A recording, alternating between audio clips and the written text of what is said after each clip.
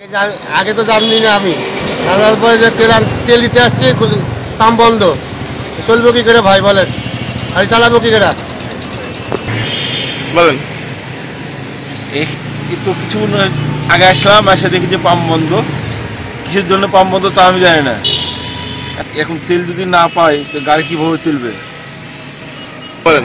আমরা সাধারণ মানুষ, এই যে পেট্রোল পাম্প বন্ধ হচ্ছে আমাদের মানে এক ধরনের বলা যায় এটা নিত্য প্রয়োজনীয়। প্রতিদিনে আমাদের একটা যাতায়াতের যে খরচটা মৎস্যের মাধ্যমে আমরা তেল সামগ্রী করার পরে বিভিন্ন প্রয়োজনীয় কাজ সারি।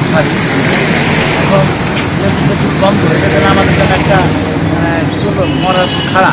তাহলে আমাদের দৈনন্দিন রিক্সা ভাড়া বা যানবাহনের যে খরচ হয় তাতে আমাদের এই মোটরসাইকেল তেলের মাধ্যমে আমরা অনেক কিছু সাশ্রয় বা দিতে পারি।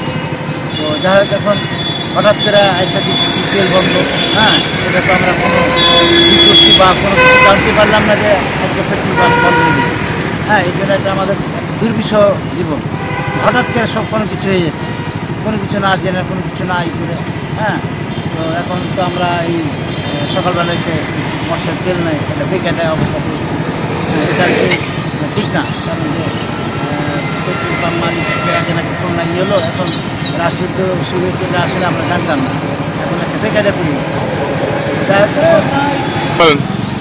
পেট্রোল পাম্প বন্ধ থাকলে তো আমাদের অনেক সমস্যা।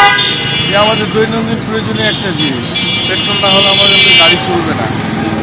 কী কারণে বন্ধ রেখেছে তা জানি না, তবে প্রতি দ্রুত পেট্রোল পাম্প খুলে দেওয়া দরকার, তাহলে আমাদের মতো সাধারণ মানুষদের অনেক কষ্ট হয়ে যাবে চলাফেরা করতে। পেট্রোলের দাম বৃদ্ধি